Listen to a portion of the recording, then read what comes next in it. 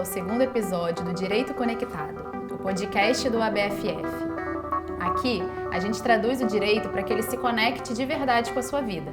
Eu sou Tainara, advogada da área previdenciária, estou aqui hoje com a Marina e a gente vai discutir um tema que tem gerado uma grande repercussão. Sabe quando você é contratado como PJ, mas trabalha como CLT disfarçado?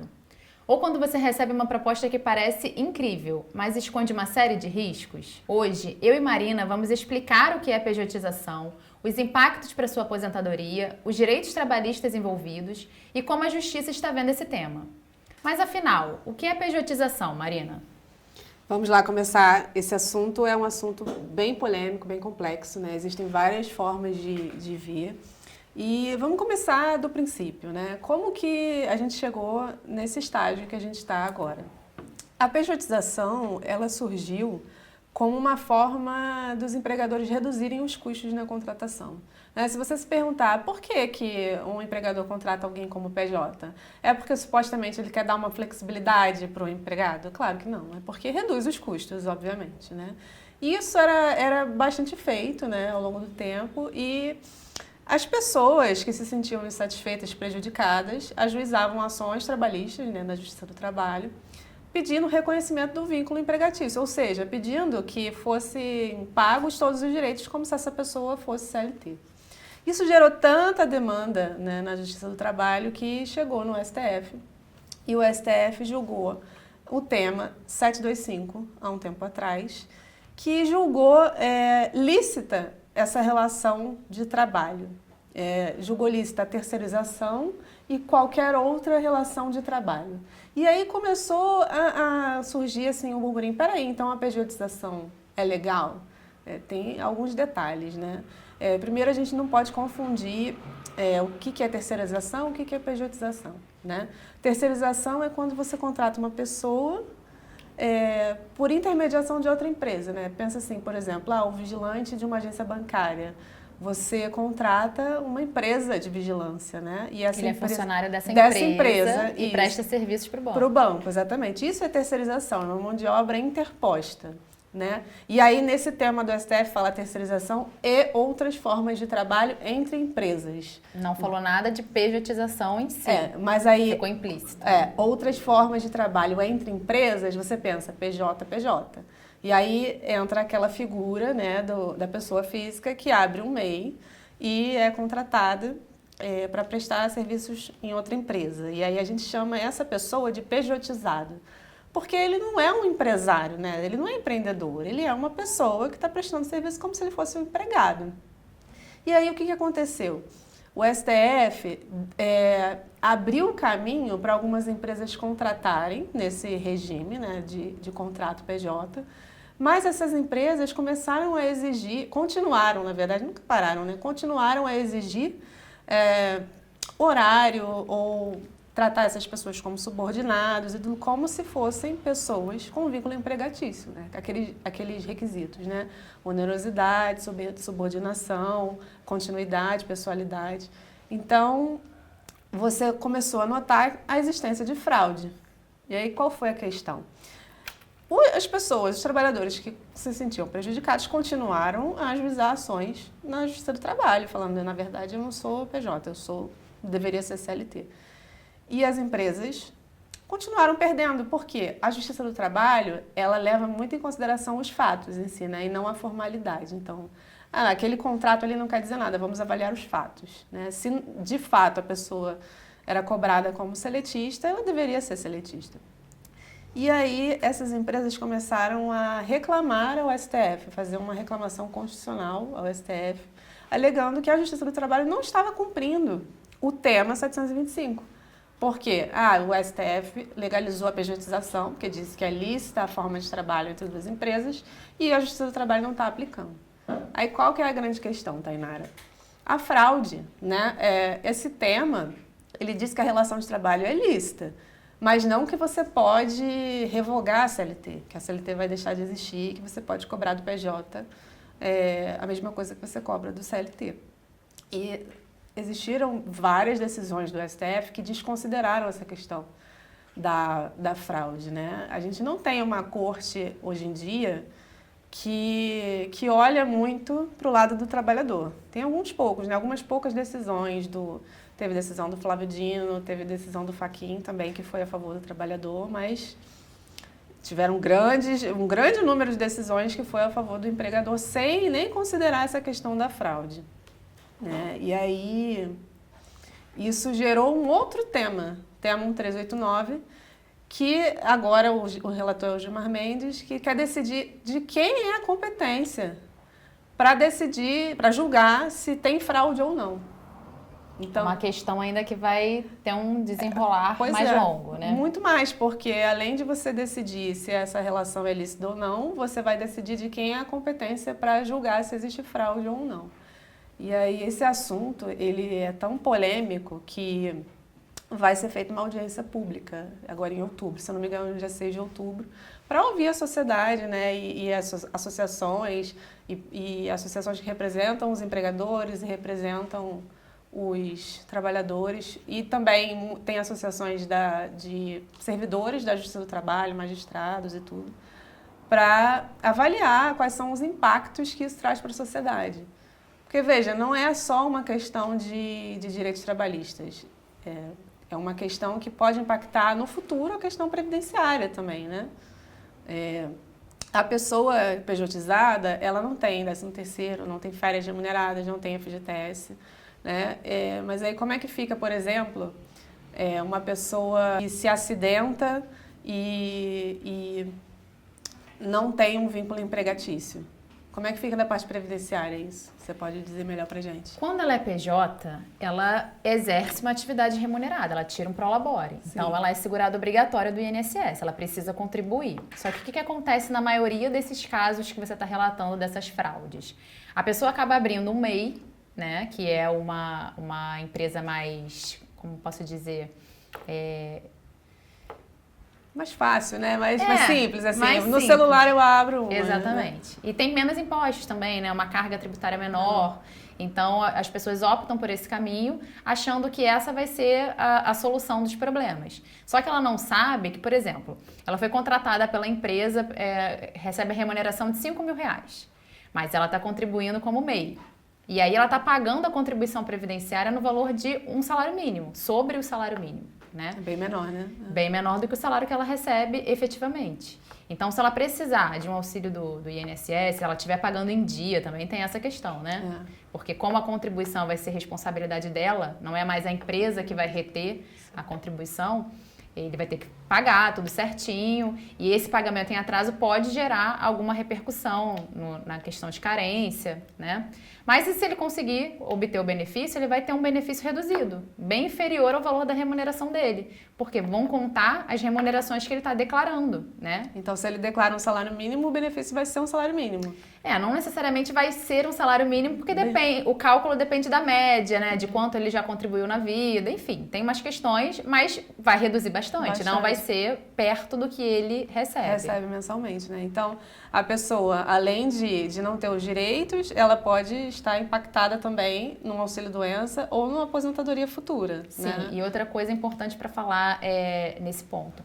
A contribuição do MEI, ela não conta como aposentadoria por tempo de contribuição. Ela só vale para aposentadoria por idade. Então, assim, na prática, hoje em dia não existe mais aposentadoria por tempo de contribuição. A partir de 2019, só existe aposentadoria por idade. Mas quem já estava contribuindo há alguns anos, né, antes da reforma da Previdência, poderia usar uma regra de transição da aposentadoria por tempo de contribuição para conseguir aposentar um pouco mais cedo. Porque hoje a idade do homem aumentou para 65 e da mulher para 62. Mas, se ele está contribuindo como MEI, acreditando que esse tempo vai valer para ele se aposentar em uma dessas regras, não vai. Não vai. Vai ser descartado. Pois é, a pessoa que aceita uma vaga PJ, às vezes ela aceita porque precisa, não tem jeito, tem que aceitar porque é o que tem. Mas às vezes ela até tem alguma opção, né, a chance de esperar mais um pouco, procurar mais alguma coisa, mas aceita sem nem saber desses detalhes, né? Eu tenho visto alguns estudos que dizem que para uma vaga PJ valer a pena financeiramente para a pessoa, ela tem que ser assim, entre 30% e 50% maior do que seria um salário CLT, para cobrir os direitos que ela não tem. Só que isso é para ficar no 0 a 0, não é para ter uma vantagem, né? Mas as pessoas acham que não, né? Porque elas recebem aquele valor líquido, exatamente, né? E elas acham que os descontos de FGTS, de INSS são ruins, né? Porque no final das contas, quando ela é contratada como seletista, ela recebe menos, né? Tem menos dinheiro para gastar no mês. O FGTS ele nem desconta, né? É um valor a mais que o empregador paga, mas é um valor que ele está lá quando você é demitido e você saca. Então, para a pessoa ser contratada como PJ. Aí vamos pensar, por exemplo, de uma pessoa que conseguiu uma vaga com valor 50% a mais do que ela receberia se ela fosse CLT. Então, pode ser que ela fique ali no 0 a 0, fique equivalente. Mas ela tem que ter uma maturidade financeira muito grande, porque quando ela for dispensada, ela não vai ter uma rescisão.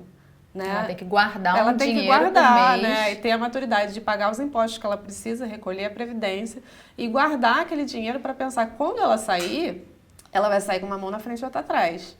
E não adianta pensar, não, meu empregador não vai fazer isso comigo porque faz, né?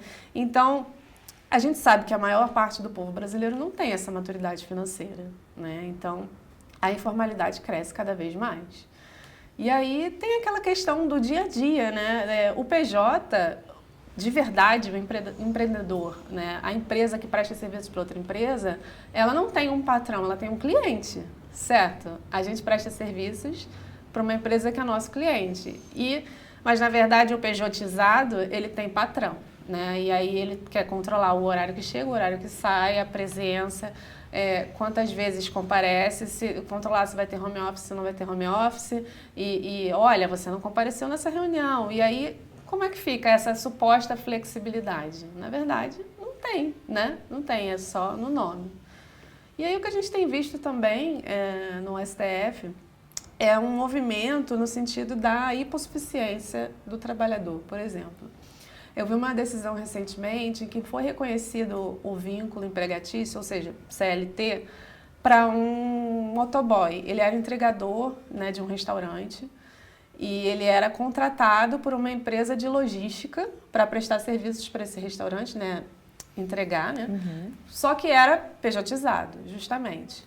E aí, apesar da empresa ter feito uma reclamação para o STF, foi mantido o vínculo que foi reconhecido na Justiça do Trabalho. E a fundamentação foi interessante porque ele recebia R$ 1.900 por mês, a remuneração. Então, o STF considerou que ele era um trabalhador hipossuficiente, ele não tinha discernimento ou tinha uma condição de vulnerabilidade que não permitia ele escolher, sabe? Falar, não, isso aqui não é bom para mim, essa vaga não é boa para mim. É diferente, por exemplo, de você tratar de um médico, por exemplo, né? O médico que é PJizado, é contratado por um hospital e ele recebe uma remuneração de 30 mil por mês. Então, a gente vê um movimento da justiça tratando diferente esses dois trabalhadores, entendeu? E o que você acha que vai sair daí? Qual vai ser o resultado dessa interpretação do STF? Olha, é diferente eu dizer o que eu acho do que eu gostaria muito que acontecesse, né? Se o STF decidir tirar a competência da Justiça do Trabalho para analisar se tem fraude ou não, a gente pode enterrar a CLT. Porque a Justiça Comum não tem expertise para avaliar o que é uma relação de trabalho, sabe? Isso não tem possibilidade de existir.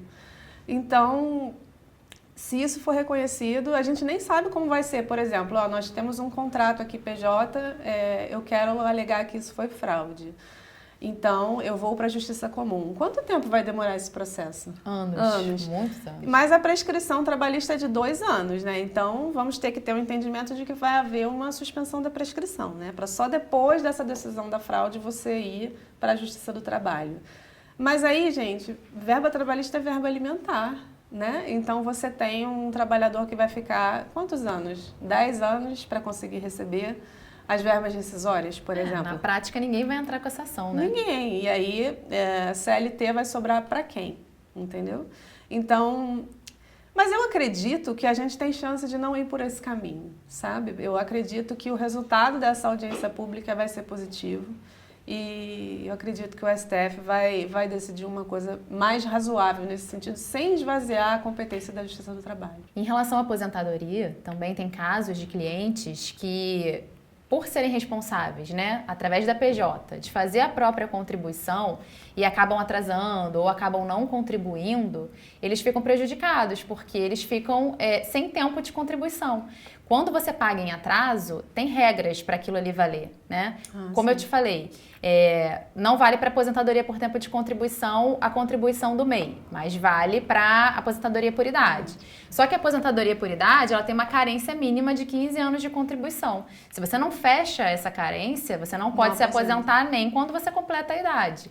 Então, é muito importante a gente conscientizar as pessoas também que trabalham, né, que adotam essa modalidade, de que elas têm que cuidar dessa parte previdenciária, porque senão, além de serem prejudicadas, né, mensalmente com essa questão da remuneração, falta de fundos de garantia e as verbas trabalhistas, né, 13º, férias remuneradas porque não tem, né, elas ainda vão ser prejudicadas na velhice também, quando chegar o momento de se aposentar e não vão conseguir acessar o benefício. Isso é aquela questão da maturidade financeira que a gente falou, né? Se a pessoa não tem maturidade para fazer os recolhimentos e pensar no futuro, o CPJ é furada.